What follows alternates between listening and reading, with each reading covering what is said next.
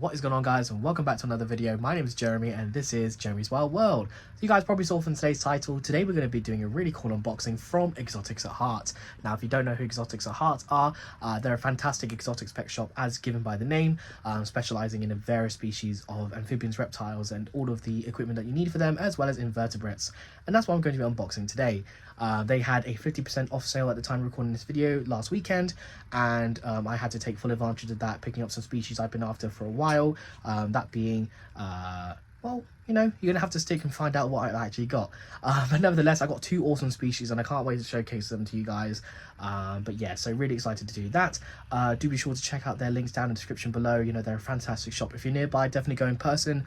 By far one of the most impressive shops I've been to personally. The animals always look fantastic every time I go. I go consistently with my good friends Chris and Alice over at Animals Addictive. So if you guys are in the local area, do be sure to check them out and also use the website. That's how I ordered them personally, because I couldn't get to the shop this time around.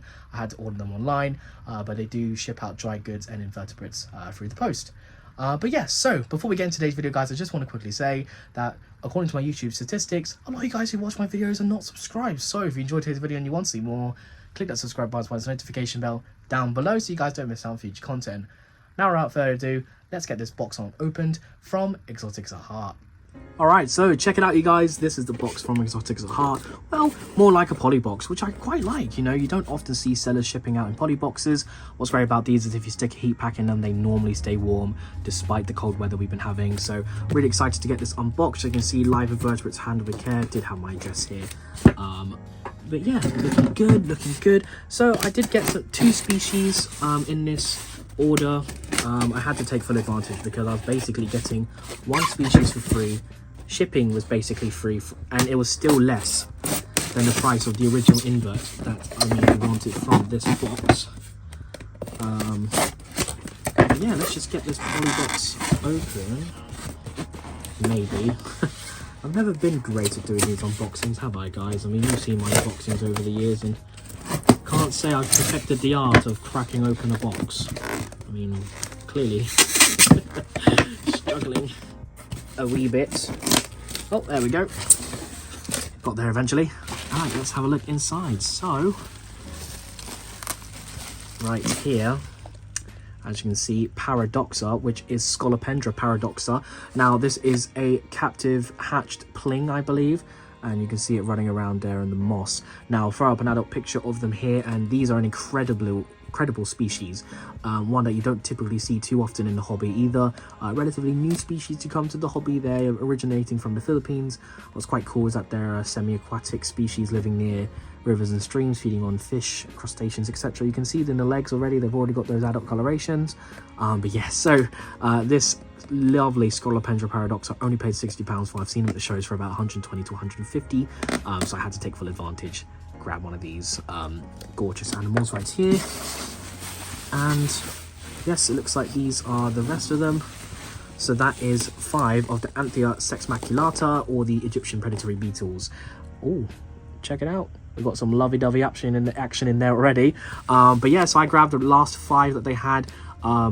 These were a really good deal. You know, I think they were being sold for £16 each, and I ended up only paying at £8. So, you know, with the original 120, this was 60, this was 80, it was about £110 I paid total, so it was less than the original Scolopendra paradoxa. I got 5 beetles included. But yeah, I have to say, box is nice and warm. I can feel it. It's quite humid in there too. So let's get an up close footage of both of these species, and I'll showcase what I'm going to be housing them in.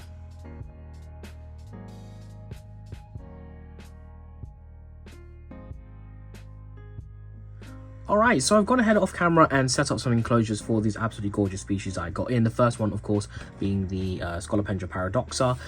Now, I was going to put it in one of the magnet enclosures I have. If you guys have watched my Pantherbeetus Solaris unboxing video, that style enclosure, but having seen the size of the head of the centipede, I'm worried I'll be able to squeeze out of the air holes. So for the time being, I'm going ahead and keeping it in one of my basic locking lid tubs. These are absolutely fantastic. You can get these for a couple quid at some shops. But yeah, locking lids are super important for scolopendrids in general because of the way that they're able to climb out through gaps and stuff like that in enclosures. So you want to make sure you have something with a very tight lid, and of course having locks on the sides is going to be absolutely perfect. I've gone with a super simple setup for the time being, just so I can keep an eye on it. My substrate mix, which of course is a little bit of peat moss and topsoil, and I've also put a bit of sand in there as well, just to help with retaining moisture. I've gone ahead and put my combination moss, which is of course carpet moss and the reindeer moss, and then a piece of hollow bark underneath so the centipede has something to hide under. Now in the future I'm really hoping to get an aquatic style setup for when the specimen gets bigger, but for the time being it's just good to be able to keep an eye on it, make sure it's eating, etc. And yes, so I'm actually going to get straight into the rehousing here. So I just want to show off the specimen right here. As you can see, you guys didn't get a good look at it earlier. Very jittery, very quick. So I have the lid on the side here. I'm literally just going to pour it in and quickly close the lid after. Just partially close the lid like so. Just allow it to walk out into the enclosure, just like that. And you know guys, rehousing centipedes doesn't have to be super complicated. They're very easy to take care of if you guys have you know, the steps pre-done ahead.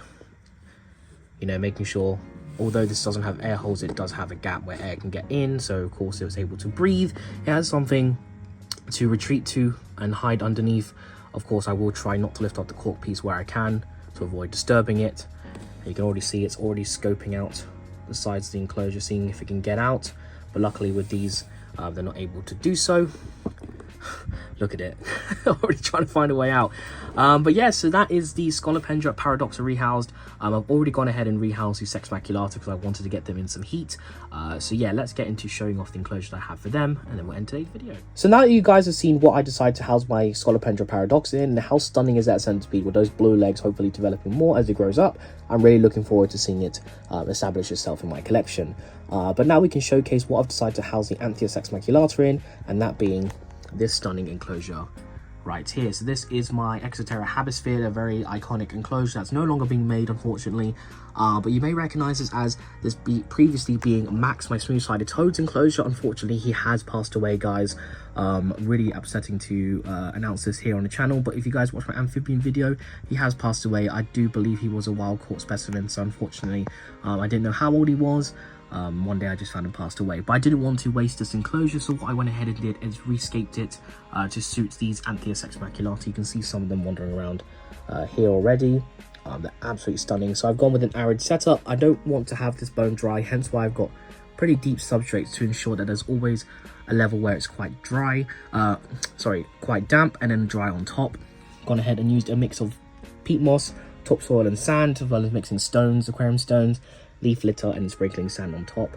Putting various pieces of wood in here, some dried moss in the back as well, just to give it that look. It's a little bit dusty because of the sand, unfortunately, but I think this enclosure looks absolutely awesome, and hopefully these Anthea do well in here. I've heard if you keep them fairly humid, more than arid, they live quite a long time. According to my good friend Phil, he had his for a few years.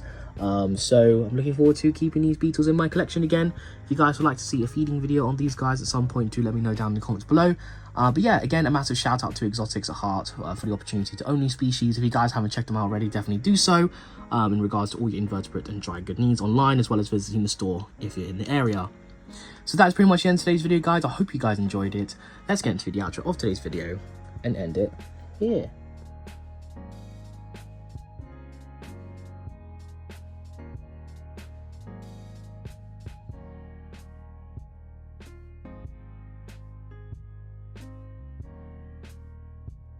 So that's pretty much the end of today's video, guys, of me doing an unboxing from Exotics at Heart. I had to take advantage of that half-off sale on the inverts and managing to get two amazing species here in the collection, of course being Anthea Sex maculata as well as Scolopendra paradoxa.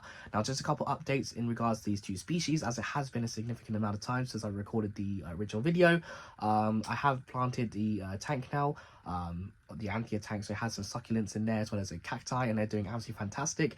They're super active. It's really nice to see them thriving. You know, I have tried them in the past, but I do think with them being on top of my heated Viv, they do appreciate the heat, and you know, with the LED lights being turned on and off when I come out in here, they do become really active, and absolutely fantastic seeing them scuttling around. Yes, the males are still breeding with the females in there also, and as well as the Scolopendra paradoxa.